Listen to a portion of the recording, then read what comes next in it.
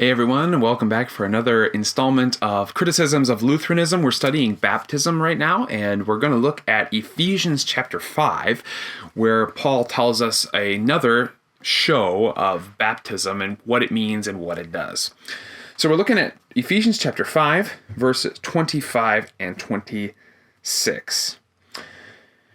He says, "Husbands, love your wives, just as Christ loved the church and gave himself up for her to make her holy, cleansing her by the washing with water through the word." Okay, so in this section, Paul is talking about husband and wife relationships, and he says that a husband ought to have the same relationship with his wife that Jesus has with the church. Now, what relationship does Jesus have with the church?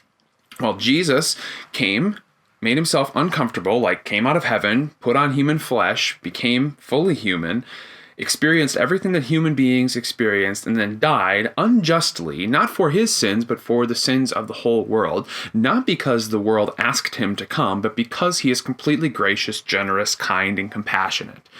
And so, Paul says, husbands, you ought to love your wives that exact same way. That is a self-sacrificial, unasked, unforced, unearned love. Jesus, or the husband, moving toward their bride, the church, or his wife, right? And so he then says this is how he did it. He gave himself up for her to make her holy.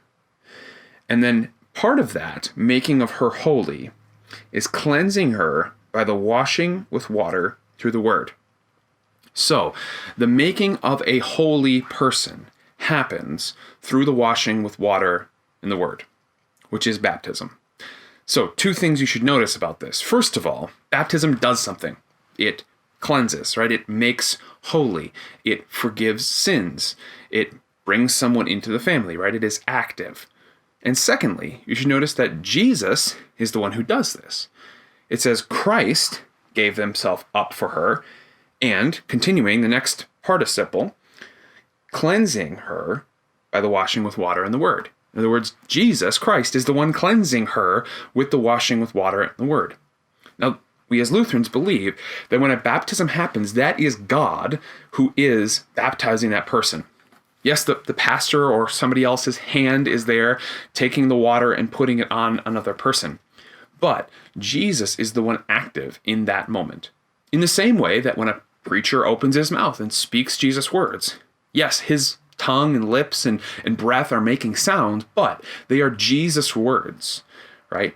When a good deed is done for a neighbor, yes, it is my hands or my feet that are doing that good work, but Jesus, God, works through that work to provide for his children and for all people.